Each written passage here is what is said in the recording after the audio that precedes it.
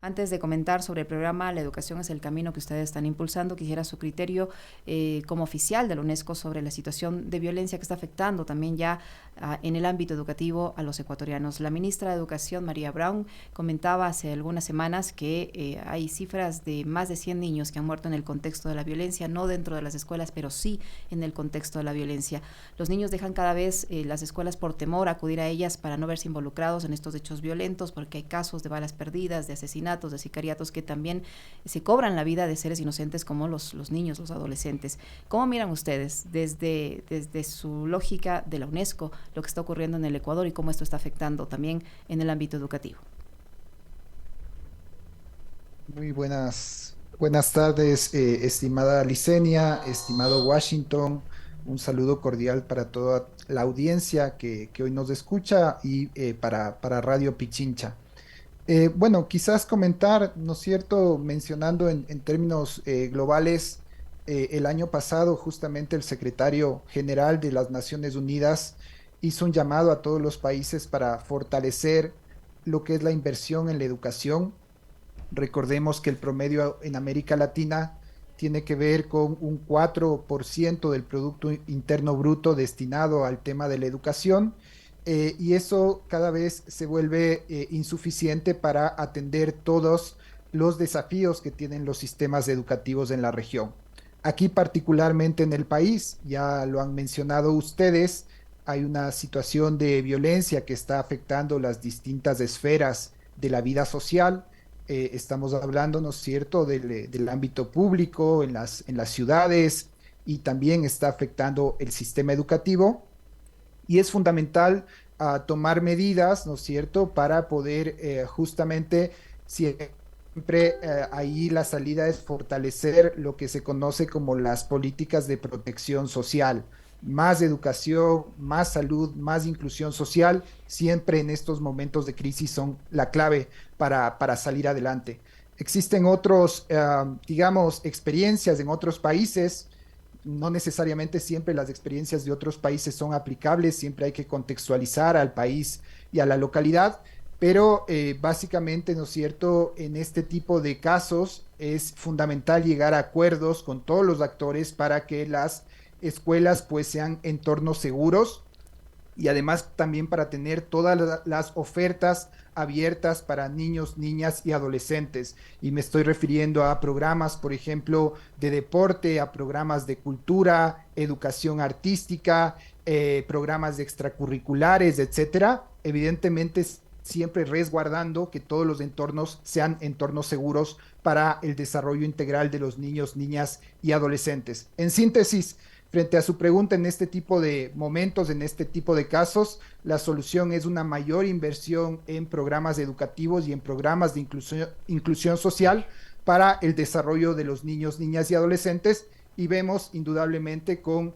alerta, con alarma, los índices de inseguridad que está teniendo el país. Pero mientras existe mayor desatención de parte del Estado para adoptar políticas públicas que vayan dirigidas hacia lo que usted señala, Nicolás, la única opción que al parecer les queda al gobierno y a quienes dirigen la parte educativa en el país es, por ejemplo, ir a clases virtuales, que al parecer no es recomendable porque ocasiona una doble conflictividad social. ¿Cómo se debe entender y leer entonces esta realidad en los niveles de respuesta, ¿no?, en este caso del Estado? Bueno, no hay que perder de vista que nosotros estamos en un periodo de post-pandemia. No quiere decir, ¿no es cierto?, que todo el tema del contagio, por ejemplo, por COVID-19 se haya acabado, pero sí que la Organización Mundial de la Salud justamente declaró ya hace algún tiempo digamos, el fin de esta emergencia mundial, como fue hace algunos meses, hace un par de años atrás, en donde tampoco hay que perder de vista que América Latina y el Caribe fue la región en la que mayor número de semanas las escuelas estuvieron cerradas, y que en ese momento, ¿no es cierto?, fue una decisión sanitaria el cierre de las escuelas. Tampoco era, digamos, lo ideal, porque lo ideal siempre son las escuelas abiertas para acceso universal de los niños, niñas y adolescentes, pero en ese momento fue una medida sanitaria que se puso por encima justamente del ideal educativo. Costó mucho abrir las escuelas, ¿no es cierto? Luego de la pandemia fue importante la apertura y la presencialidad, pero la pandemia también nos enseñó algo importante y es que los sistemas educativos, y acá es una palabra muy importante, tienen que ser muy resilientes para poder enfrentar los distintos desafíos que el mundo contemporáneo está, digamos, trayéndonos. Uno de ellos, ya se lo ha planteado aquí, es la inseguridad.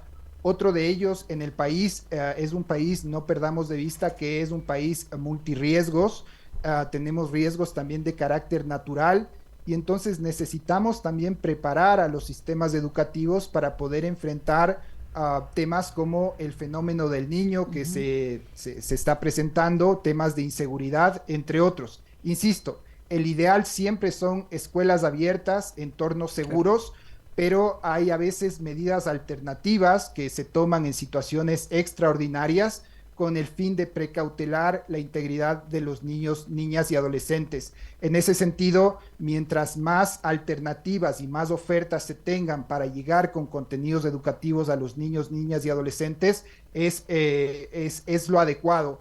Y siempre que los países estén preparados para enfrentar lo que se conoce como educación en contextos de emergencia. Esto es fundamental, que el país tenga las herramientas para poder realizarlo. ¿Han tenido contacto con los dos aspirantes a la presidencia de la República? El Ecuador en 2 semanas más se alista ya a una segunda vuelta electoral que definirá el futuro del país, al menos por el año y medio siguiente.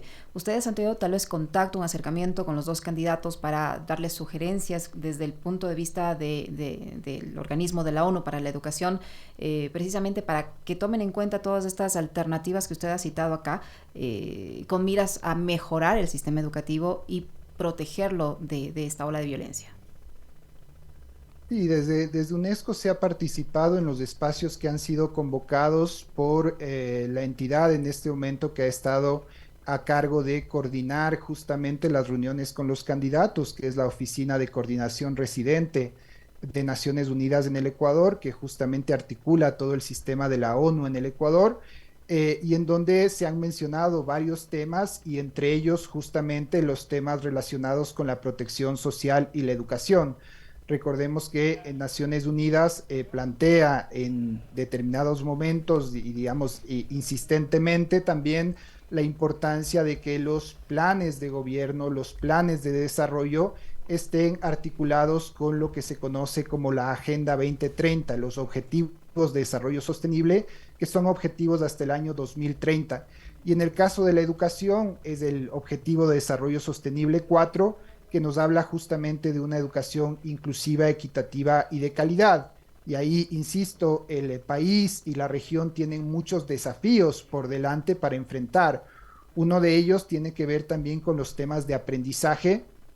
El Laboratorio de Calidad Educativa de la UNESCO menciona que en la región hay niveles educativos en los que el 60% de estudiantes no pueden leer un texto básico o tener una comprensión lectora de un texto básico, ni realizar procedimientos matemáticos básicos, y también estamos en la región muy bajo en conocimientos relacionados con ciencias.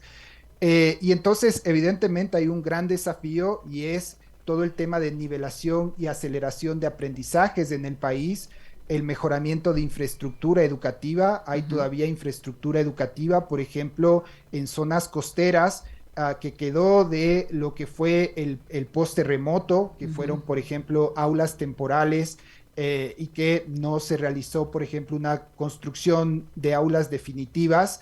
Tenemos un gran desafío en los temas de infraestructura educativa e indudablemente también, como lo mencionaba al principio, tenemos un gran desafío como país de incrementar progresivamente el presupuesto para la educación, llámese básica, media, bachillerato y también para la educación superior. Evidentemente, la recomendación de todos los organismos especializados en educación es que tienen que ser una inversión progresiva ascendente en temas de educación. Entonces, efectivamente, tenemos grandes desafíos por delante. hemos también mencionado estos desafíos a los distintos candidatos y pues esperamos que cualquiera sea la fuerza política que gane, ¿no es cierto?, las próximas elecciones, tengan un énfasis fundamental en los temas de educación y de protección social. Nicolás, ustedes como ente de las Naciones Unidas para la Educación están promocionando este programa La Educación es el Camino. ¿Cuál es el objetivo? ¿Dónde se está aplicando? Cuéntenos un poquito del programa, por favor. Claro que sí. Este es un programa que se lo ha trabajado conjuntamente con otras organizaciones del sistema de Naciones Unidas como son ACNUR y UNICEF, y también han estado participando otras organizaciones como por ejemplo el IPANC, Red Internacional, que tiene por objetivo básicamente 5 objetivos importantes. Uno, el tema del acceso al sistema educativo de niños, niñas y adolescentes en situación de vulnerabilidad. El segundo objetivo tiene que ver con la reintegración y la reducción de la discriminación. El tercer objetivo es evaluar cómo están los aprendizajes de la población estudiantil y sugerir herramientas a los docentes para mejorar los aprendizajes. Y el cuarto eje tiene que ver con la protección y prevención de las violencias. Y el quinto eje, digamos, tiene relación a justamente todas estas alianzas estratégicas. Este es un proyecto que se lo ha venido implementando en los últimos 3 años en conjunto con el órgano rector de la educación en el país, que es el Ministerio de Educación. Y básicamente el objetivo central ha sido identificar niños y niñas que estén por fuera del sistema educativo, a brindar toda la información necesaria para que las familias puedan inscribirlos, tener un acompañamiento y pues también trabajar metodologías de inclusión. Estuvo muy centrado el proyecto en su momento en aquellas poblaciones en donde existía una mayor cantidad de niños, niñas y adolescentes en situación de refugio y migración, para trabajar con esta población y también con las comunidades de acogida, pues se veía que estas comunidades necesitaban un apoyo adicional. Hasta el día de hoy se ha básicamente alcanzado una meta de más de 200,000 personas que de una u otra manera han sido beneficiados con este programa, que ha tenido distintas herramientas, insisto, acceso, trabajo con los docentes, trabajo con los DECES, se ha mejorado también infraestructura educativa, se ha mejorado también todo lo que tiene que ver con agua y saneamiento en algunas escuelas, y pues estamos justamente este año en la fase final del programa haciendo la respectiva evaluación del mismo. Nicolás, usted mencionaba que ustedes pueden identificar con la aplicación de este programa cuántos niños, cuántos menores están fuera del sistema educativo. ¿Qué cifras manejan al respecto? ¿Cuántos niños, niñas, adolescentes pudieron identificar que estén fuera del sistema educativo? ¿Y en qué lapso?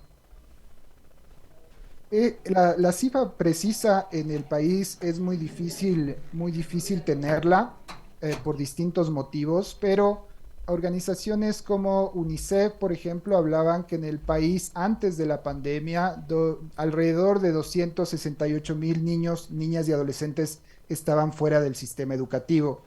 Hace poco tiempo también la UNESCO sacó un informe global que nos habla que 250 millones de niños, niñas y adolescentes están fuera de los sistemas educativos a nivel global.